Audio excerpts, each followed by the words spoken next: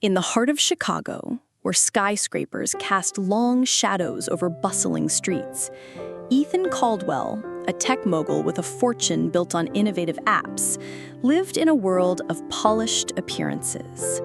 His father, Richard Caldwell, a titan of industry, had drilled into him the mantra: a CEO needs a flawless image, a wife of status, a family that screams success.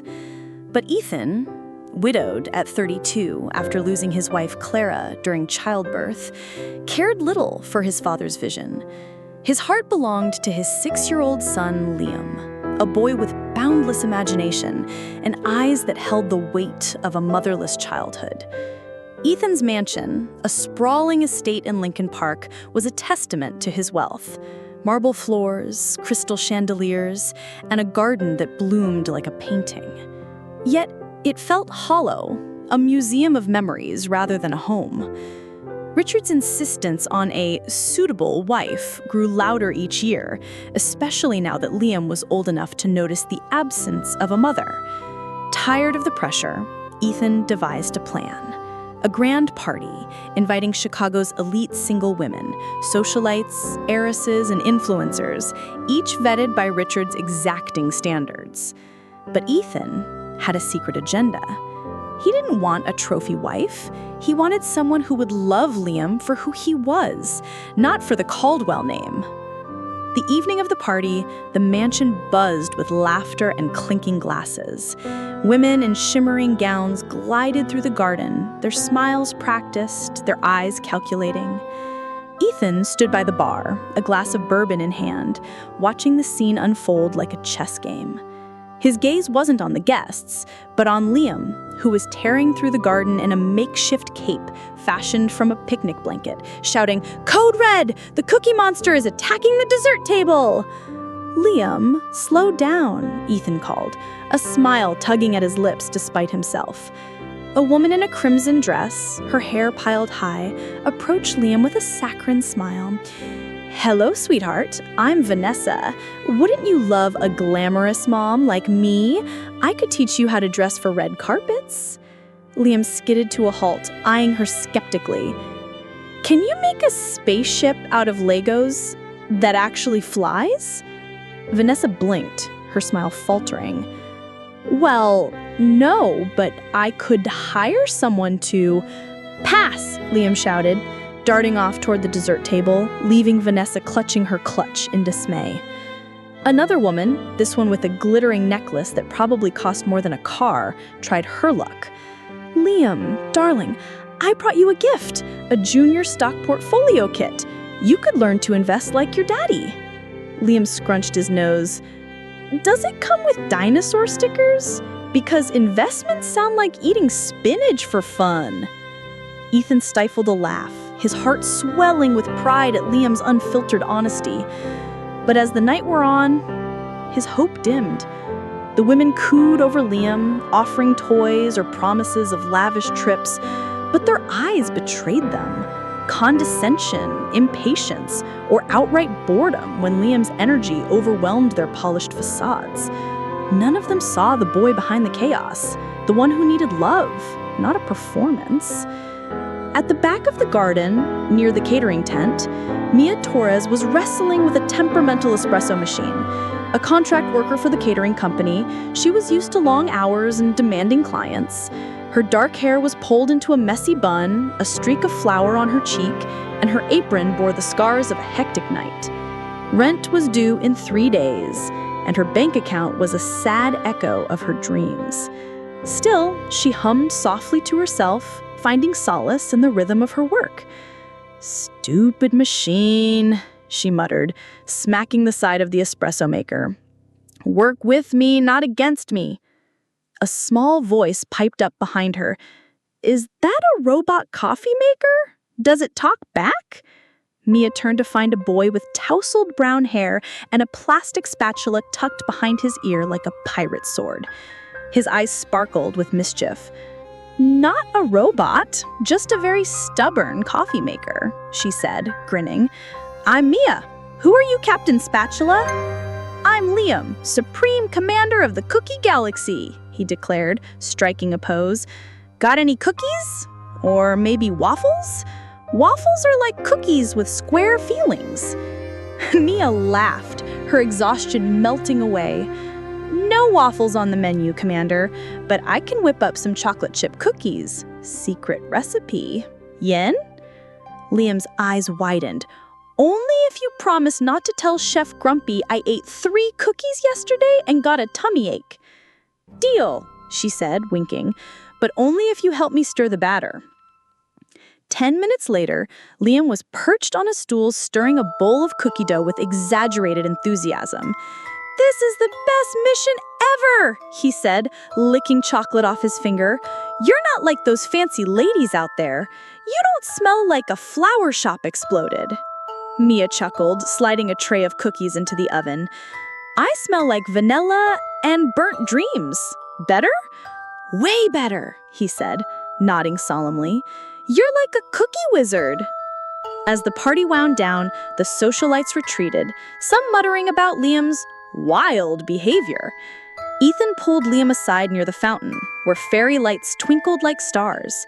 "So, buddy, what did you think of the party?" "It was awesome. There were cookies, and I made a fort out of napkins."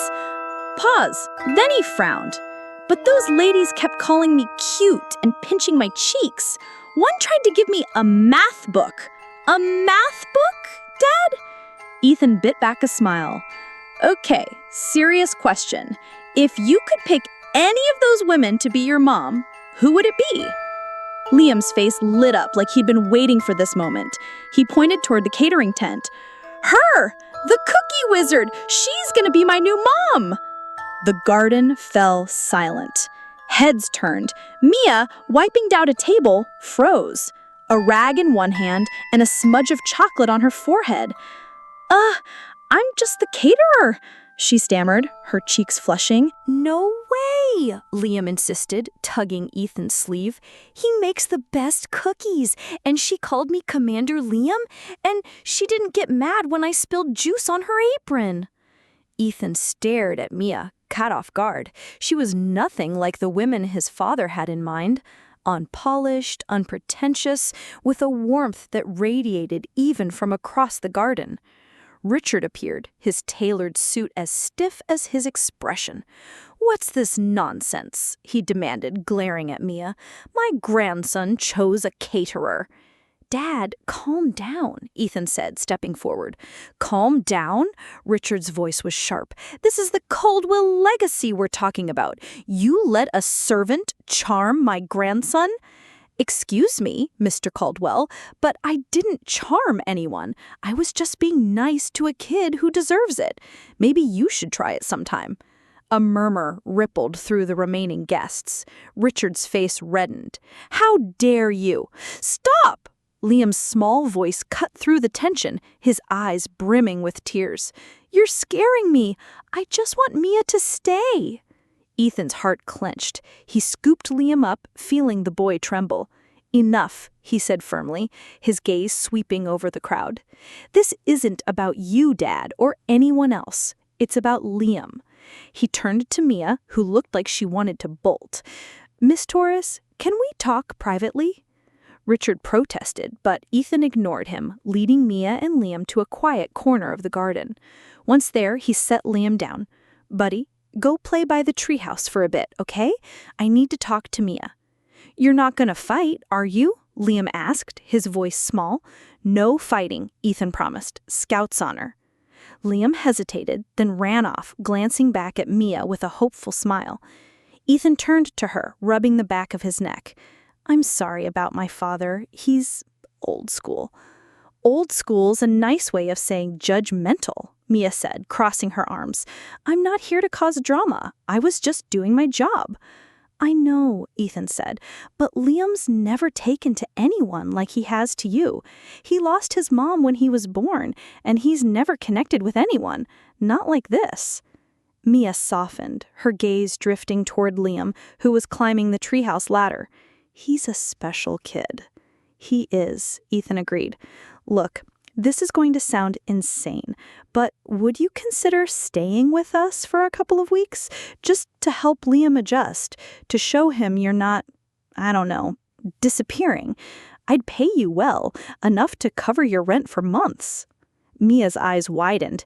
You want me to live here? To what, play pretend mom? Not pretend, he said quickly, but just be there for him. Help him understand you have your own life, but give him time to let go gently. He's already attached. Mia softened, her gaze drifting toward Liam, who was climbing the treehouse ladder. He's a special kid. He is, Ethan agreed. Look, this is going to sound insane, but would you consider staying with us for a couple of weeks? Just to help Liam adjust, to show him you're not, disappearing. I'd pay you well, enough to cover your rent for months. You want me to live here? To what, play pretend mom? Not pretend, he said quickly, but just be there for him. Help him understand you have your own life, but give him time to let go gently. He's already attached. Mia bit her lip, her mind racing. Rent was overdue, and catering gigs were unpredictable. The money Ethan offered was life-changing. But there was something else, a pull she couldn't name, a warmth in Liam's smile that made her heart ache. She said she had conditions. Name them. 1. I get my own room with a lock. 2. No weird expectations. No romance, no confusion. 3. I can leave whenever I want, no questions asked. 4. If your dad disrespects me again, I'm calling him out and you don't interfere. 5. I cook for Liam whenever I want, however I want, cookies included. Ethan nodded. Done. And 6, Mia said, locking eyes with him. When the 2 weeks are over, you don't try to guilt me into staying. Not with Liam, not with anything. Ethan extended his hand. Deal, Miss Torres. Mia shook it, ignoring the spark that shot through her at his touch. Deal, Mr. Caldwell. From the treehouse, Liam watched, clapping like he'd just seen the finale of his favorite show. The next morning, Mia stood before the Caldwell mansion, her battered suitcase in hand. The building loomed like a castle, its white columns gleaming in the dawn light. This is a house? She muttered. Looks like a fancy hotel had a baby with a museum. A man in a pristine suit opened the door. Miss Mia Torres, I presume? His British accent was as crisp as his posture. I'm Harold, the Caldwell family butler. Wow, a real butler, Mia said, grinning. Do you come with a manual? Harold's eyebrow twitched. 3 generations of service, miss. May I take your luggage? Nah, I got it, Mia said, hoisting her suitcase. Just my jeans and some taco-themed pajamas. Harold looked at the suitcase like it might bite him, but said nothing. Inside, the mansion was a marvel. Marble floors, a chandelier that sparkled like a galaxy, and portraits of stern ancestors glaring down. Bet they'd hate my tacos, she whispered. Mia, Liam's voice echoed as he slid down the banister, landing with a thud. You're here, come see your room. It's got a bathtub big enough for a whale. Liam, slow down, Mia laughed, letting him drag her up the stairs. Harold followed, carrying her suitcase with the air of a man handling a biohazard.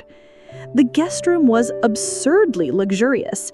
King-size bed, balcony overlooking the garden, and a bathroom that glimmed like a diamond. This is bigger than my apartment, Mia said, flopping onto the bed. You could host a party in that closet. It's got a curtain remote, Liam demonstrated, opening and closing the drapes with dramatic flair. And the bathtub's like a hot tub at a fancy spa. Harold cleared his throat. Lunch is at 12:30, Miss Torres. Mr. Ethan requests you familiarize yourself with the house. I'll assist. Once Harold left, Mia turned to Liam.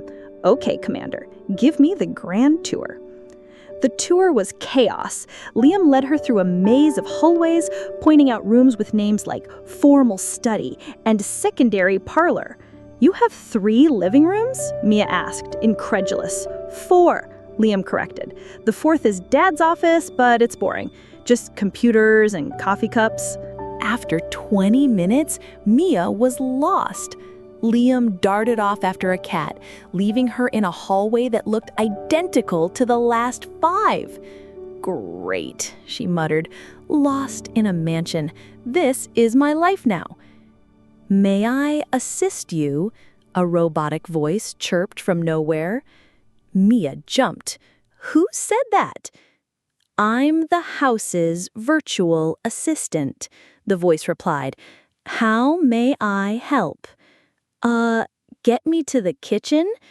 Follow the floor lights." Blue LEDs blinked to life, guiding her to a kitchen straight out of a sci-fi movie. Gleaming appliances, a massive island, and a fridge that looked like it belonged on a spaceship. Mia approached it, searching for a handle. "How do I—" "Access denied," the fridge announced, flashing red. "User not recognized." "What? I just want water." Mia pressed random buttons, triggering an alarm. "Warning, unauthorized access attempt." Harold burst in, his calm fraying. "Miss Torres, what are you doing?" "Fighting a fridge?" Mia said, exasperated. "It's got a vendetta." Harold typed a code, silencing the alarm. "The kitchen has security protocols, miss.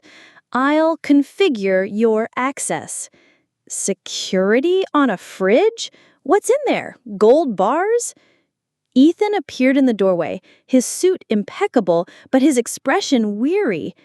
"Is everything okay, Harold?" "A minor fridge misunderstanding, sir." Mia grinned sheepishly. "Your house is teaching me new life skills, like how to lose a battle with a refrigerator." Ethan's lips twitched, almost a smile. "Ask Harold if you need anything," he said, then left quickly, as if afraid to linger. Later, at lunch, Mia struggled with the array of silverware, feeling like she was in an etiquette exam. "Which fork is for salad again?" she whispered to Liam. "The tiny one," he whispered back, giggling. "But I just use my hands when no one's looking." After lunch, Mia decided to relax in the massive bathtub. Distracted, she opened what she thought was her bathroom door and walked in on Ethan stepping out of the shower, a towel barely clinging to his hips, water dripping down his toned chest, his hair slicked back, his eyes wide with shock. "Oh my God!" Mia yelped, covering her eyes but peeking through her fingers. "Wrong door! Sorry!" "You're still looking," Ethan said, a laugh breaking through his embarrassment. "No, I'm not," Mia lied, her face burning. She stumbled backward, hitting the wall. "Where's the door? Why are there so many doors?" "Left," Ethan said, grinning now. "You're left." Mia fled, slamming the door behind her. Outside, she leaned against the wall, heart racing. "Get it together, Mia," she muttered. "He's your boss." From down the hall, Liam's voice piped up. "Dad, why is Mia redder than a fire truck?" "She got lost," Ethan called back, his voice warm with amusement. The next few days, Mia turned the mansion upside down, in the best way. She woke to Liam banging on her door at 6 a.m. "Mia! Cookie time! We need superhero fuel!" "Liam, the sun's barely up," Mia groaned, but she dragged herself to the kitchen. There, she taught him her cookie-making trick, flipping the dough in the air like a pizza. On the third try, a glob of dough stuck to the ceiling. "Ceiling cookies!" Liam shrieked, laughing so hard he nearly fell off his stool. Harold appeared, stared at the dough, sighed, and walked away. Through the kitchen window, Ethan watched, coffee in hand, captivated by Mia's ease with Liam. She didn't talk down to him or treat him like a prop. She saw him, really saw him. That afternoon, Mia discovered Liam had never had a proper bubble bath. "Never?" she asked, horrified. "What kind of childhood is this?" "The nanny said bubbles are messy," Liam said, shrugging. That nanny was wrong, Mia declared. She filled the tub with so much foam it looked like a cloud exploded. Liam dove in, giggling as he built a bubble beard. "I'm Grandpa Richard," he bellowed, mimicking Richard's stern voice. Ethan, passing by, paused at the sound of Liam's laughter. It was a sound he hadn't heard in years, pure and unguarded. His chest tightened with gratitude, and something deeper he wasn't ready to name. At dinner, Mia invented a game. Everyone had to speak in a silly voice. Liam chose a robot monotone, Ethan reluctantly did a pirate impression, and even Harold joined in with a posh Shakespearean accent. Richard walked in mid-game, his face a mask of disapproval. "What is this circus?" he demanded. "Just dinner," Mia said, unfazed. "Want to try a cowboy voice?" Richard left without a word, but Ethan caught the flicker of curiosity in his father's eyes. That night, Mia stood on her balcony, the city lights glittering in the distance. "Can't sleep?" Ethan's voice startled her. He stood at her door holding 2 mugs of chamomile tea. "My apartment's never this quiet," Mia said, accepting a mug. "It's weird." They stood in silence, the air heavy with unspoken words. "Why are you so good with Liam?" Ethan asked finally. "Most people tried too hard or not at all." Mia sipped her tea, thinking. "When I was a kid, my parents passed away. My aunts raised me, but they always talked about me, not to me, like I was a problem to solve. I swore I'd never make a kid feel like that." Ethan nodded, his eyes soft. "I'm sorry you went through that. It made me who I am. And Liam, he's not a problem. He's a gift." Ethan looked at her, really looked at her, and felt something shift. "What's it like being a single dad?" Mia asked, turning the question on him. "It's like walking a tightrope with no net. Every day I worry I'm failing him. He deserves a mom, but I don't know how to give him that." "You're enough," Mia said softly. "He adores you." Their eyes met, and for a moment the world shrank to just them. Ethan cleared his throat. "I was thinking, instead of 2 weeks, what about 3 months? Liam's never been this happy." Mia hesitated. 3 months meant getting closer to Liam and to Ethan. "Same rules?" she asked. "Same rules," Ethan promised, but his handshake lingered, his fingers warm against hers. The next morning, the doorbell rang, shattering the fragile peace. Harold appeared, his face tight. "Miss Sophia Langston is here for Mr. Ethan." Ethan froze, his coffee cup halfway to his lips. Sophia, his ex-fiancée, hadn't been in his life since their messy breakup 2 years ago. "What does she want?" "She says it's urgent," Harold replied. Liam looked up from his pancakes. "Who's Sophia, Dad?" "An old friend," Ethan said, his tone clipped. Before he could say more, Sophia swept into the kitchen, a vision in a tailored blazer and stilettos. Her blonde hair was perfect, her smile practiced. "Ethan, darling," she cooed, ignoring Mia and Liam. "I haven't aged a day." "Ethan, Sophia," he said, standing, "what are you doing here?" "I needed to see you," she said, her voice dripping with charm. "And this must be Liam. What a handsome boy." Liam shrank behind his chair, wary. "Hi," he mumbled. Sophia turned to Mia, her smile tightening. "And you are?" "Mia Torres," Ethan said quickly. "She's helping with Liam." "The nanny," Sophia said, her tone dismissive. "Charming. Ethan, we need to talk. Privately." Reluctantly, Ethan followed her to the living room. Mia and Liam exchanged glances. "She talks like she's in a soap opera," Liam whispered. Mia snorted. "Totally." Through the door, they caught snippets of Sophia's plea. "I made a mistake, Ethan. I've changed. I want us to be a family. Liam needs a mother who fits your world." Mia rolled her eyes. "Fits your world? What is she, a puzzle piece? Liam giggled, but his smile faded as Sophia's visits became daily. She showered Liam with expensive toys, a drone, a tablet, but her warmth vanished when Ethan wasn't around. One afternoon, Mia overheard Sophia on the phone in the garden. "Yes, I'm at Ethan's. The kid's a handful, but nothing a boarding school can't fix. And that maid, she's in the way, but I'll handle her." Liam, playing nearby, heard it too. His face fell, and he ran to Mia later, his voice trembling. "Sophia called me a handful.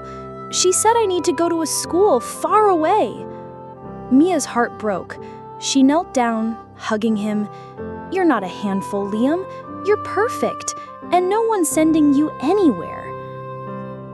The next day, Sophia crossed a line. Liam ran in from the garden, his sneakers muddy. "Stop," Sophia snapped. "You're tracking dirt everywhere, you little mess." "I'm sorry," Liam stammered, tears welling. "I just wanted to show Dad my new drawing." "Go clean up," Sophia said coldly. "You're not a street urchin." When Ethan returned, Sophia was all smiles, praising Liam's potential. Mia's blood boiled, but she held back, for now. The next morning, Mia awoke with fire in her veins. "No one hurt Liam on my watch." She made a batch of perfect pancakes, stacking them high, but kept a few extras on the side. "Ammunition," she told Liam, winking. Sophia arrived, her heels clicking ominously. "Is Ethan up?"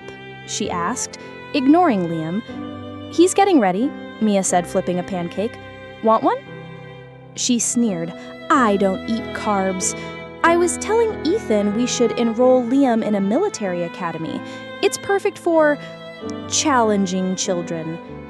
Liam's fork clattered to his plate. Mia turned, her voice low. "Challenging? You mean a kid who's creative and full of life?" "He needs discipline," Sophia said, tossing her hair. "Not some low-class influence." "Low class?" Mia's eyes narrowed. "Liam, cover your ears." Liam obeyed, grinning. Mia grabbed a pancake and flung it. It hit Sophia's forehead with a satisfying splat, sliding down her designer blouse. Sophia screamed, "My outfit! You peasant!" "Artisanal pancake, actually," Mia said, holding another like a grenade. Ethan rushed in, tie askew. "What the—" "She assaulted me!" Sophia shrieked, pancake batter dripping from her hair. She called Liam a challenging case and me a peasant. I was defending your son." Liam stepped forward. "Dad, Sophia's mean. She said I'm a mess and need to go to a school far away." Ethan's face darkened. "Is that true, Sophia?" "I was trying to help," Sophia sputtered. "You need a real family, not this chaos." "I believe my son," Ethan said coldly. "You should leave." Sophia stormed out, her heels echoing like gunfire. Ethan turned to Mia. "Put the pancake down, soldier." Mia laughed, setting it on the plate. "Sorry, got carried away." Liam hugged her. "You're the best, Mia."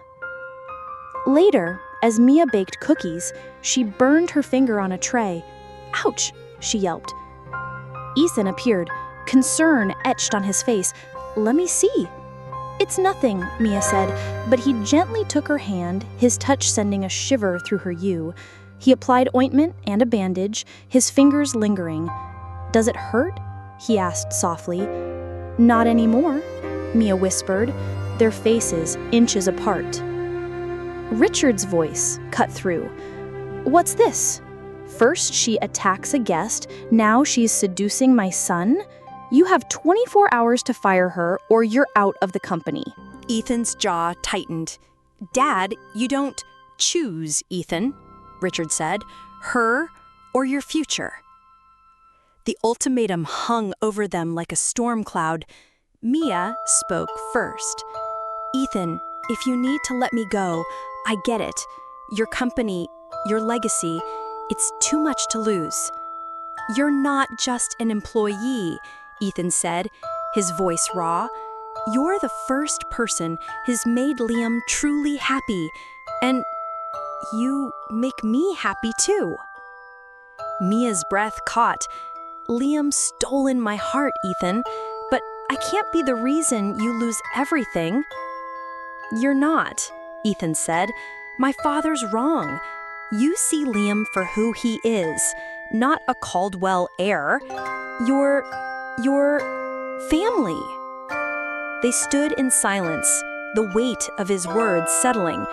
Ethan continued, his voice breaking. "Clara, Liam's mom died during childbirth. It was a planned marriage, good for business. I loved her, but not the way she deserved. I've spent years trying to fill that gap for Liam, dating women my father approved of. None of them saw him, but you love him like he's yours." Mia's eyes filled with tears. "He's easy to love." "And so are you," Ethan said, the words slipping out. He stepped back, flustered. "I mean, for Liam, as his caregiver." But Mia saw the truth in his eyes. 3 months, she said. "Same rules." They shook hands, but the touch felt like a promise neither could name. Days later, Mia's friend Anna called. "Where are you, Mia? Javier's freaking out. He got you tickets to that art gallery you love." "Javier?" Mia sighed. Her childhood friend had been hinting at feelings she didn't share. "I'm working, Anna. It's complicated." "Come on, one night out," Anna pleaded. "Meet us at Tony's Pizzeria at 6. Mia asked Ethan, who nodded distractedly. "You're free to go." At Tony's, Mia laughed with Anna and Javier, reminiscing about their childhood. Javier's hand lingered on hers, his smile too warm. Across the street, Ethan, stuck at a light, saw them through the window. His heart twisted. Jealousy, sharp and unfamiliar. He drove home, the image of Javier's hand on Mia's burning in his mind. That night, Mia returned to find Ethan in the study, his mood dark. "Good date?"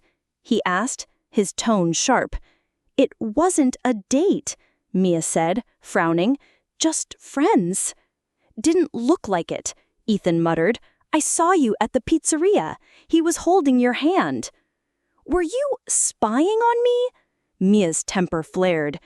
"Javier is like a brother, and I don't owe you explanations, Ethan. Our contract doesn't include controlling my social life." "No, but it includes professionalism," Ethan snapped. "You're giving people reasons to talk." "Talk? Like who? Your dad? Sophia?" Mia stepped closer. "Why does it bother you so much?"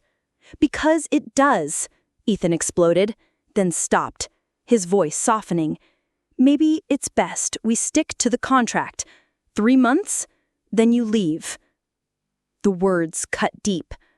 "As agreed," Mia said, her voice cold. She stormed out, slamming the door. Upstairs, Liam overheard, muttering, "Why can't grown-ups just say they love each other?" The next morning, Mia began packing. If Ethan wanted her gone, she wouldn't linger. Liam appeared in her doorway, his eyes wide. "Why are you packing?" "Just organizing, General," Mia said, forcing a smile. "You're leaving, Mia," Liam said, his voice trembling. "Because of Dad, right?" "No, sweetie," Mia said, kneeling. "Sometimes grown-ups make things hard." "I don't want you to go," Liam sobbed, hugging her. "I'm your almost mom, Mia." "I love you, Liam, always." The house grew cold, laughter faded. Ethan avoided Mia, burying himself in work. Liam moped, his joy gone. On the 4th day, Harold knocked on Ethan's office door. "Sir, a Mr. Javier Ruiz is here. He wishes to speak about Miss Torres." Ethan's stomach twisted. "Send him in." Javier was earnest, worried. "Mia's been calling me, crying. She's looking for a new job, like she's being kicked out. She turned down a great offer in Boston to stay here for Liam. What's going on?" Ethan felt like he'd been punched. "She turned down a job? For Liam," Javier said. "She loves that kid like her own. And I think she loves you, too. Don't let her go, man." After Javier left, Ethan was reeling. Then Harold rushed in, pale. "Sir, Liam's gone. He left this." The note read, "Dad, if Mia leaves, I'm going with her. She needs me. I packed my cape and cookies. P.S. Harold can have my turtle." Ethan's world collapsed. "Mia!" he shouted, running to her room. She read the note, her face ashen. "He thinks I'm abandoning him." "The park," Mia said suddenly. "He loved the slides there." They raced to Millennium Park, searching frantically. Near the lake, they found Liam on a blanket, a cardboard box table covered with cookies. A sign read, "Magic Cookies, $1 to help my mom stay." An elderly woman was buying a cookie. "Your mom's leaving?" she asked. "Yeah," Liam said, his voice small. "She fought with my dad, but it's not her fault." Ethan and Mia approached, hearts pounding. "Liam," Mia said softly. "Mom, Mia." Liam ran to her, hugging her tight. "I'm selling cookies to pay your rent." Ethan knelt beside him. "Buddy, I messed up. I said things I didn't mean." "Are you going to apologize?" Liam asked. "I am," Ethan said, looking at Mia. "I'm so sorry. I was jealous, stupid. I don't want you to leave." Mia's eyes glistened. "I forgive you, Ethan, but I stay only if you want me to." "I do," Ethan said, his voice breaking. "More than anything." Liam squealed, hugging them both, knocking over the cookie table. A small crowd clapped, thinking it was a proposal. Ethan and Mia laughed, the tension dissolving. That night, the mansion felt alive again. Liam chattered about his cookie empire, Ethan and Mia stealing glances. After dinner, Ethan found Mia washing dishes. "Harold's gonna have a fit," he teased. "I like dishes," Mia said, smiling. "About what you said at the park?" "I meant it," Ethan said, stepping closer. "I'm in love with you, Mia." Her breath caught. "I love you too, you and Liam." He kissed her, soft at first, then deeper, pouring weeks of longing into it. Liam's voice broke the moment. "Yes, I knew it!" He stood on the stairs clapping. "Now you're dating. I have rules. No mushy stuff at breakfast." The next morning, Richard appeared at breakfast, his face stern. "You're together," he said, eyeing Mia. "This is a mistake, Ethan." "No, Dad," Ethan said firmly. "Mia's my family. If you can't accept that, I'll walk away from the company." Richard blinked, stunned. "You'd give up everything? For her and Liam?" "Yes." Richard sat, deflated. "You love her. More than anything." Richard sighed. "Maybe it's time I let go of old traditions." Weeks later, Ethan and Liam planned a surprise. In the kitchen, they stacked pancakes with strawberry syrup spelling, "Marry me." When Mia saw it, she gasped, tears streaming as Ethan knelt, ring in hand. "Mia Torres, will you marry me and be Liam's mom?" "Yes," Mia sobbed as Liam cheered, "Mom, Mia!" 3 months later, the garden was a festival of lights and laughter. Mia's wedding was simple yet warm, with a pancake station and a playlist of her favorite songs. Liam danced down the aisle, ring pillow in hand. Richard, softened, apologized to Mia, welcoming her as family.